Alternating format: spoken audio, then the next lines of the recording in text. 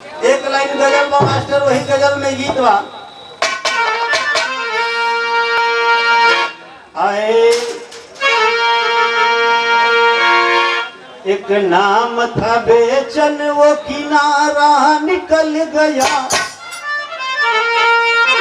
एक नाम था बेचन, वो किनारा निकल गया। बिरहा जगत का एक सितारा निकल गया। एक नाम था बेचन, वो किनारा निकल गया। बिरहा जगत का एक सितारा निकल गया।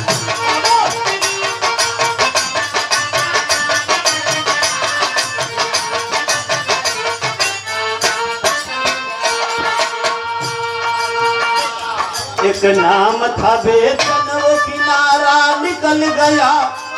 आज वह नाम अमर है लेकिन वह मूर्ति नहीं है। एक नाम था बेचन, वो किनारा निकल गया। फिर जगत का एक सितारा निकल गया।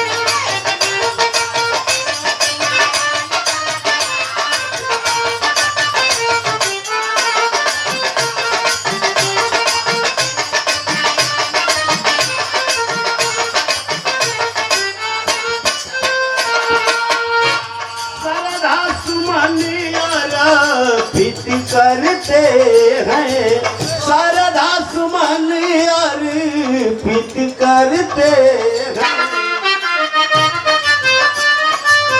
अरे उनकी यादों में आहे भरते हैं। उनकी यादों में आहे भरते हैं। जन जन का एक दुलारा निकल गया। जन जन का एक दुलारा निकल गया।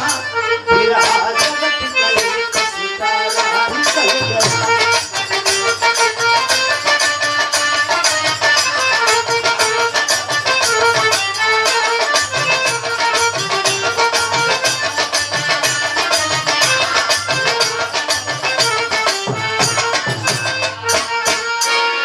दूसरी लाइन में जब हमारे स्वर्गीय बेचन राजभर जी का कार्यक्रम होता था, कभी रुलाने वाला गाना, कभी हंसाने वाला गाना।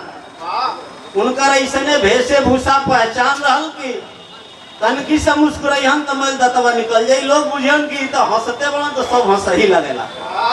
रोते हुए तो कभी भी हंसाते थे बेचन।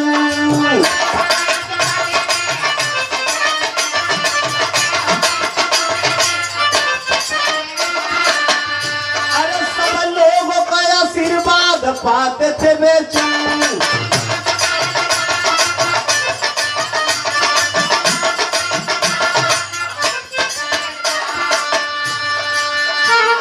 बिरहा का एक सहारा निकल गया। बिरहा का एक सहारा निकल गया। बिरहा जगत का एक सितारा निकल गया।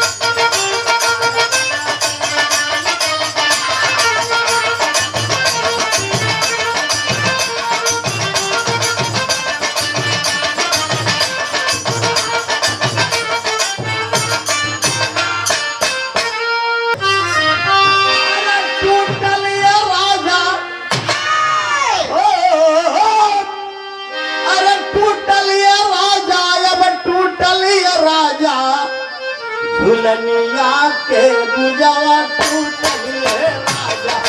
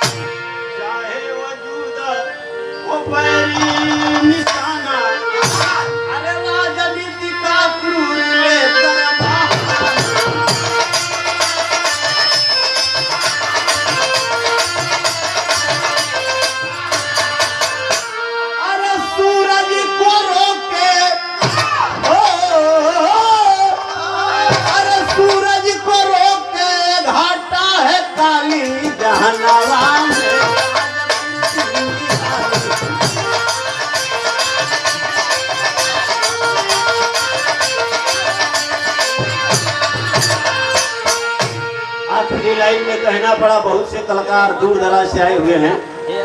सरधा सुमनी सरधा सुमन स्नेह सादर समर्पित, सरधा सुमन और सादर समर्पित, काशीना सुरंदर रमेश करते अर्पित।